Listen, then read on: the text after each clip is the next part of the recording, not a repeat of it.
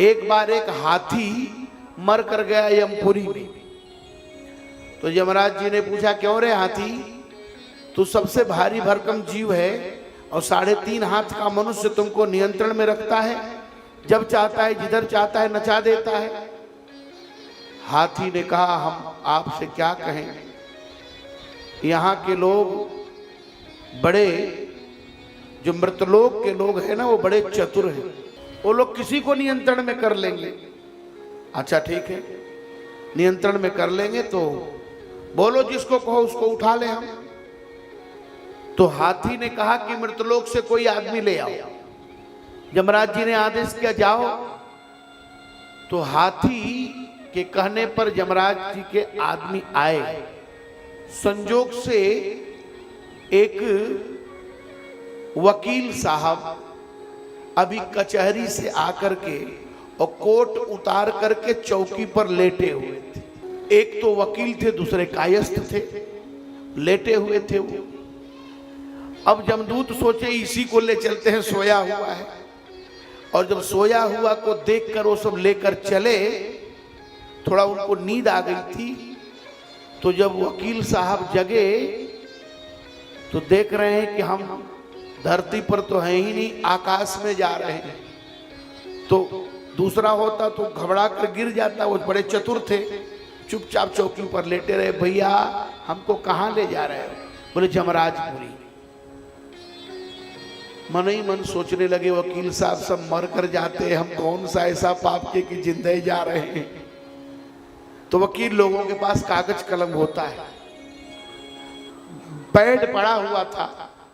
वकील साहब ने अपनी बुद्धि लगाई और बुद्धि लगाकर क्या किया कि उसी चौकी पर लेटे लेटे लिखा, अत्र कुशलम तत्रास्तु। मिलने के बाद आपसे सारी बातें होंगी। ये हमारा अति खास व्यक्ति जा रहा है, जाते जाते इसको जमराज पद पर बिठा करके और फिर मुझको बताना, और मिलने के बाद हम तुमसे समाचार करेंगे। नीचे विष्णु भगवान वैकुंठपुरी का साइन मार दिया और साइन मार करके उन सबों को पकड़ा दिया जो खाट लेकर जा रहे थे। अब वो चौकी लेकर जमदूतपुरी जब पहुंचे तो बोले कि एक पत्र भी है। अब पत्र पढ़ते यमराज की तो खोपड़ी खराब, कह रही ये तो विष्णु भगवान का आदमी है। तुरंत अब देर नहीं किया, फट से उनको बिठा दिया। आइए हुजूर बैठिए। बैठते बैठते तुरंत वकील साहब ने एक काम किया, कहा बोले किसी को हिलना नहीं, संविधान अब मेरा लागू होगा। बोलो राजा हम हैं कि ये राजा है? बोले ये तो भूत राजा हो गए, वर्तमान राजा तो आप ही हैं। बोले एक काम करो, पुराने यमराज को ले जाकर के खंभा में बांधो और सुबह 2 घंटे पिटाई, दोपहर में 2 घंटे पिटाई, शाम को 2 घंटे पिटाई। 10 लोगों की ड्यूटी लगा दिया, 10 लोग पीटेंगे दोपहर में, 10 सुबह 2 शाम। अब उनकी पिटाई हाथ पैर बांध करके वो बाप बाप चिल्लाए। और एक चालाकी और किया कि एक रजिस्टर बनवाया, हर घंटे सबका हाजिरी लगवाए कि कहीं भाग करके कोई विष्णु भगवान के यहाँ न चला जाए। और जो अब्सेंट होगा उसको तो वही दंड मिलेगा जो जमराज जी को मिल रहा है, उससे भी खतरनाक मिलेगा। अब ये क्रम 6 महीने तक चलता रहा। यमराज जी घबरा गए। एक दिन पीटने वाले से हाथ जोड़कर बोले ठीक है कोई बात नहीं, पीट लो, लेकिन चले जाओ, विष्णु भगवान से कह दो कि महाराज आप कैसा यमराज भेजे हैं कि पुराने यमराज का प्राण ले लेगा। बोले नहीं महाराज हम नहीं जा सकते, हमारी तुरंत हाजिरी का समय हो जाए। बेचारा रिस्क लिया, विष्णु भगवान के यहाँ गया और कहा कि पुराने यमराज जी आपको याद किए हैं सरकार, कैसा यमराज आपने भेज दिया है। अब विष्णु भगवान को भी चक्कर आने लगा कि पुराना यमराज, ये तो सब सिस्टम है सृष्टि का, इस सृष्टि में कौन अपना काम बदल दिया। जब आए तो वकील साहब ने कथा भी सुनी थी। तो कथा में सुने थे कि सशंख चक्रम सकिरीट कुंडलम सपीत वस्त्रम सरसीरुहेक्षणम सहार वक्षस्थल कौस्तुभ श्रियम नमामि विष्णु शिरसा चतुर्भुजम।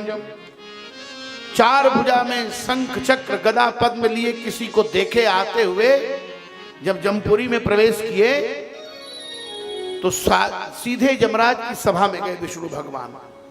बस तुरंत वकील साहब ने देखा, लगा कि यही विष्णु भगवान हो सकते हैं, क्योंकि कथाओं में ऐसा ही वर्णन है। अगर आप कथा नहीं सुनेंगे तो आपके सामने भगवान भी खड़े होंगे तो आप उनको नहीं पहचान सकते। तुरंत वकील साहब चरणों में गिर पड़े। भगवान बोले, तुम कौन है? किसकी आज्ञा से तुम यहां आया? मैं तुमको अभी नरक भेज रहा हूं।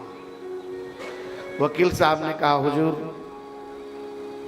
आप मुझे नरक नहीं भेज सकते। वहां भी वकालत करने लगे।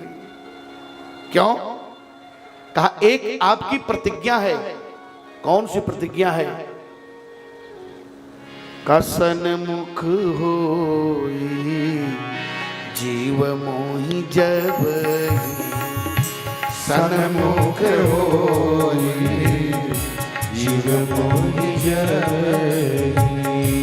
सन्मुख होई जीव मोहि जब ही सन्मुख होए जीव मोहि जब जन्म कोटि अग नासहि तब जन्म कोटि अग नासहि तब।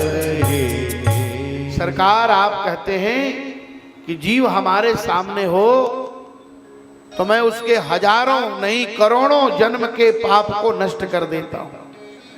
तो सरकार, मैं तो अभी एक जन्म का पाप किया हूं, तो लाखों करोड़ों जन्म का माफी करने वाला एक जन्म नहीं कर सकता।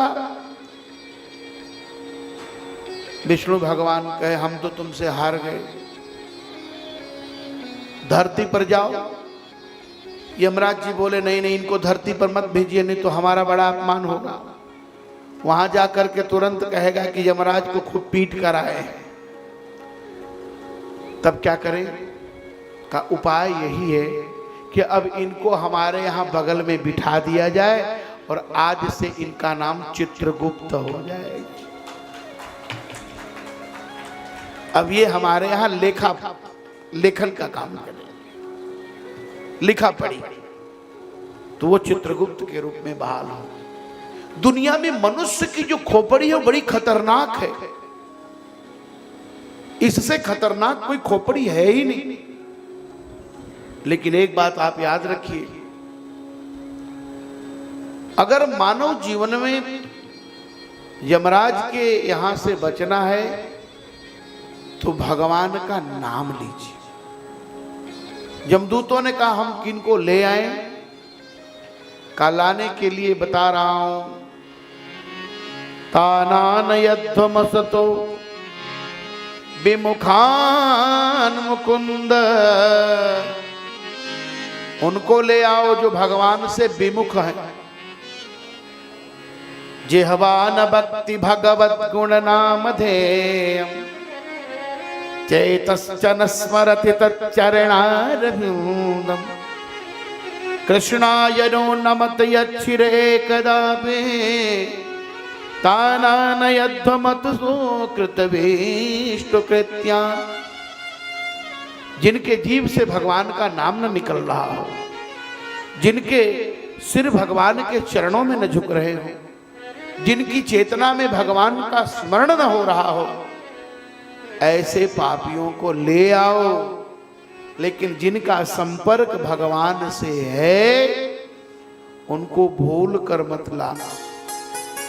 कथा में आप बैठे हैं ना, यमराज की हिम्मत नहीं। पद्म पुराण में एक श्लोक आया है कि स्वपुरुषमपिक्षपास हस्तम बदति यमः किल तस्य कर्ण मूले। यमराजपुरी से जब जमदूत चलते हैं ना तो कान में कहते, सुनो सुनो, जो भगवान की कथा में बैठे होंगे उनको भूल कर मेरे यहाँ मत ले आना, नहीं तो एक आएगा और मेरी नौकरी खा जाएगा।